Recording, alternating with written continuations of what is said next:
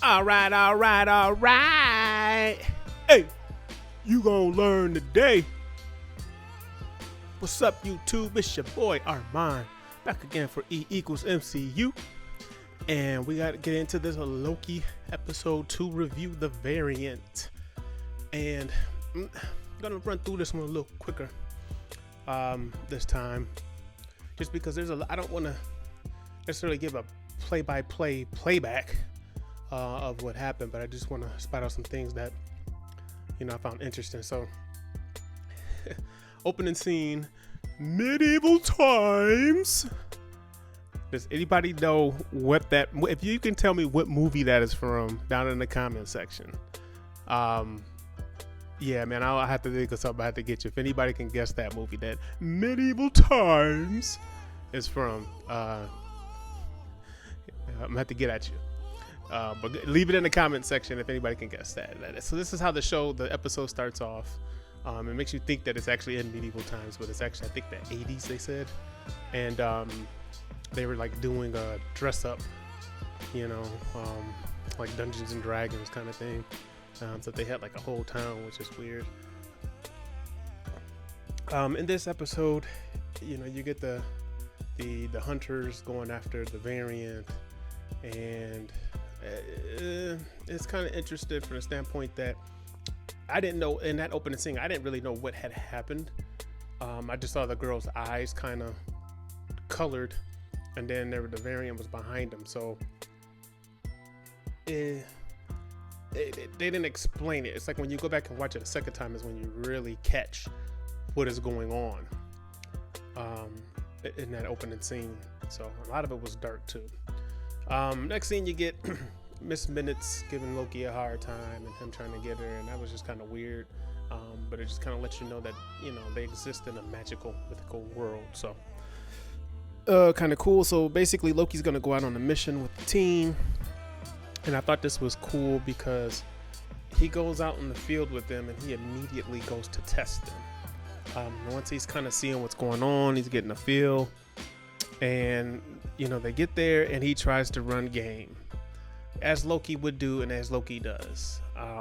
They definitely trying to run game on them, and the fact that like Mobius wants to give him a chance, wants to believe him, and then he's just like, okay, you almost had me, but nope, we know what's going on. Like Hunter B-15 ain't playing with him. She ain't got to hear nothing. She said he want to say she ready to put that stick on him and just erase him like right now. So I thought the scenes with I believe it's Ravana is the name, played by the actress Gugu Mbatha-Rathru. I think I said that right. Anyways, she's a good actress. Fan of hers for a long time. She is playing that character, and you see the timekeepers and everything. In the comics, we all know Kang the Conqueror. She's the girlfriend of Kang the Conqueror. I believe they're probably going to reveal that, and she'll probably pop up in Ant-Man if she makes it through the show. So she had some interesting discussions with Mobius. I think there's a lot of Easter eggs hidden in their dialogue back and forth with each other. But we'll let that uncover. We'll get to that later. That's not something that's going to happen now, but we'll get to that later.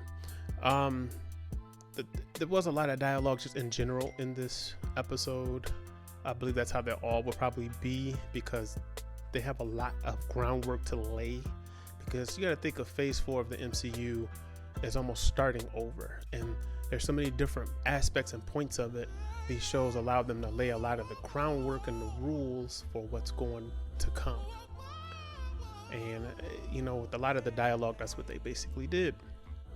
So he tests LoKi out. He gives LoKi an assignment. LoKi has to figure out what the other variant is trying to do. Now he stumbles up, and this is totally just for TV, this is how it works, but he stumbles across the information of the apocalypse and all these different apocalypse, and he realizes that she may be hiding in an apocalypse within a certain timeline, because they can't detect what's about to happen right before the apocalypse. So this is how they figure out where the variant is hiding. They trace it down to the store in Alabama, which is supposed to be like some futuristic superstore. But first, before we get to how they traced it down, they tested out the theory in Pompeii, Italy, which I thought was funny because they were obviously on the set, and it was a very small set because they literally just had like 2 little buildings and a little alley, and then everything else was probably CGI or done on that screen they used for the Mandalorian. I can't remember what that technology is called, but they probably used that technology to do this scene. And that's some of the points you kind of see with Marvel Studios TV. Don't want to confuse the two, where they have to kind of cut the corners on costs that they may not necessarily do in movies, or what I believe they're probably going to start doing with the movies are going to be more on par. So keep an eye out for that in the movies as far as the quality of the sets and the set designs, and using that technology and stuff. See if you can spot it. But anyway, in that scene, LoKi, Mobius wants to be quiet and just do bird chirps for some reason to see if it's detected. LoKi said F that. He went for the full gusto. He let the goats out. He went full on LoKi basically. And that's how they were able to prove the theory that the TVA was not able to tell or detect the variant if they were to do that. So going on, they get to the superstore. This is where things get interesting. So they go to the superstore, and Hunter B-15 doesn't want to let LoKi out of her sight, basically. So she takes LoKi with her, and they run into this guy. Now, mind you, there's other people at this store. It was kind of weird how people was just popping up because it's the middle of apocalypse. I know it's 2051 or 2050, but it's the middle of apocalypse. And you got people like the store guy that worked there was just like, oh, you're looking for the other refugees, but he's working like really during an apocalypse. Makes no sense. And then of course, you got the variant. I think she said he was shopping because it was like half off for a storm. So that was like the first sign that, hey, that's probably the variant looking for, because that don't even make any sense. But it was just kind of a weird scene. Maybe it's just because it's the future. But anyway, Hunter B-15 goes up to the variant and tries to, I don't know why she got so close, but didn't hit him with the gun. I don't really know. But we see the variant able to transfer. It looked like it was able to transfer her essence or soul or whatnot, and she can body hop. Almost kind of like the movie, not Seven. Gosh, what was that? It was a Denzel Washington movie. And it had to do with, what was the name of it? It had, I'm totally brain farting right now, and I'm not re-recording this. So, anyway, there's a Denzel Washington movie where the demon in that movie was able to touch people and transfer from person to person. So this is kind of like something similar what the variant is doing. Once LoKi picks up on this, it's too late. Like, she jumps to Hunter B-15, and then she jumps to the store worker that was just working on duty in the middle of all of this for whatever reason. But there was a lot of interesting dialogue between the two. There was a part where she attacks LoKi, and LoKi says, "I wouldn't do that to me." And I think that is a hint that this is not Lady LoKi. And I know in the last episode review I said this was Lady LoKi. I think this is a misdirect. I think for the next episode or 2, or maybe even 3, they're going to make you think that this is Lady LoKi. But she never refers to herself as Lady LoKi. Now when the reveal comes at the end, you see that she's blonde and she doesn't necessarily look like LoKi. I believe that is because this is actually Enchantress. And the reason why I think that is because of the power sets that she's using to mind control people, and then to like be able to transfer into their body and stuff. She also had the light up green hands that would show that she has some sort of magic.